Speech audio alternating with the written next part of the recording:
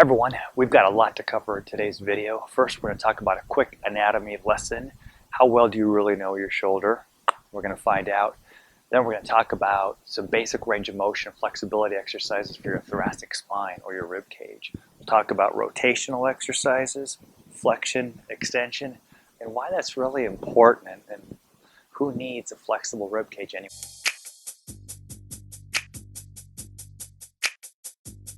Everyone, welcome to the front row. If this is your first video, welcome. If you find the video helpful, please remember to give it a thumbs up, subscribe, and ding, turn your notifications on so you don't miss another one of these videos. The point that I want to stress with this video is we only go as far as our rib cage takes us, because for higher level activities, we really need to have a dynamic, functional rib cage that can move around. So enough talk, let's get right into it. Now it's time for a quick anatomy lesson. The only place this shoulder attaches onto the main part of the skeleton is right here where this clavicle meets the sternum at the SC joint of the sternoclavicular joint. In the back, shoulder blade just glides on this rib cage. Now imagine if my model here was kind of kyphotic and had a rounded shoulder. The shoulder would have no choice but to go along for the ride. What I tell all my clients when I see them in the clinic is the visual that I want is your scapula and your back pocket. So what does that look like? Scapula back and down. So it takes us out of that forward resting posture, back with the scapula and then the back pocket. And it just lines up the shoulder where it needs to be instead of this forward posture. So now as we start getting into the shoulder range of motion, remember we're testing to see if there's a difference. If you're right-handed dominant, chances are you're not going to be able to go up your back as far. What I tell people in the clinic is I only want about a 10% difference. Most people have a much greater level of tightness in their dominant arm, and that is the weak link. Imagine a chain only being as strong as its weakest link. So when we do stretching, when we figure out range of motion limitations, then what we're trying to do is make our chain a bit more resilient. So now we have to loosen up this rib cage a little bit. We carry a crazy amount of stress and tension in our thoracic spine. And people don't like to think of their rib cage as being very mobile, but I tell my clients that we only go as far as our rib cage takes us. And what I mean by that is once we get stiff through that thoracic spine and we no longer have the ability to extend and side bend and rotate and flex and extend, then we're pretty much relegated to just walking the mall. Because think about how dynamic playing tennis is, for example, or pickleball, like everyone's playing pickleball, right? But imagine golf, anything that requires a dynamic ability of the body, most of that motion comes from thoracic spine.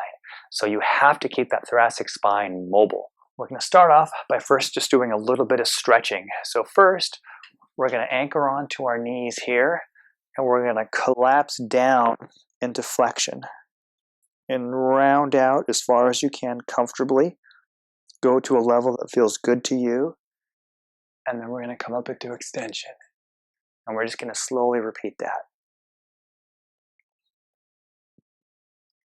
As you drop into flexion, go only as far as you can comfortably, and then work up into extension.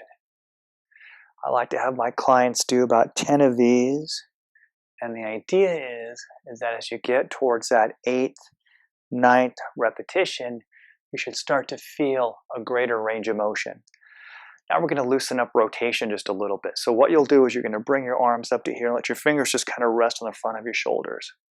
As I inhale, I'm going to rotate to the right, and then exhale to the left.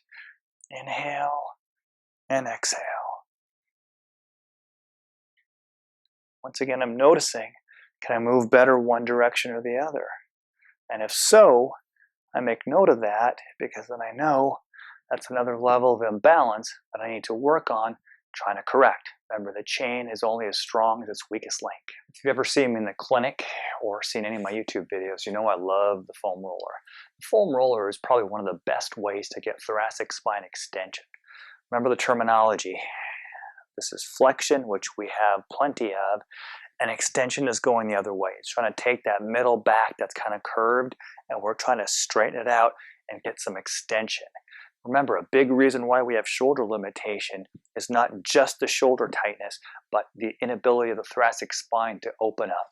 I'm doing this on my table just for the sake of the video, but normally you could just do this on the floor. If you don't have a foam roller, don't worry, I'm going to show you another way to do this. What you want to do is start with the foam roller right around the shoulder blades. And you're going to have your hands up here. Then what you'll do is you'll take a big breath in, and as you exhale, you're going to slowly lower it over. I just dropped this hand so you can kind of get an idea of what I'm doing, but typically both hands would support the neck. What you don't want to happen with the neck is we don't want the neck to go into hyperextension. So big breath in. On the exhale, slowly lower back over the foam roller. Now your back is going to want to come up. Your low back is going to want to arch. Make sure you kind of contract that transverse abdominis. Try to push that low back a little bit down into the table as you try to relax that upper back and go into a little bit of thoracic spine extension. Remember, exhalation is relaxing. After a few breaths, come back up to neutral. Then push up with your feet, just about an inch or so. Take a big breath in again. Exhale and slowly go down over that foam roller as far as you can. You probably want to do it about 3 times because we're just focusing on just the upper back. You never want to foam roll that lower back even into more extension. So just working on that upper back that tends to be a little bit stiff. If you don't have a foam roller, a rolled up towel sometimes works well.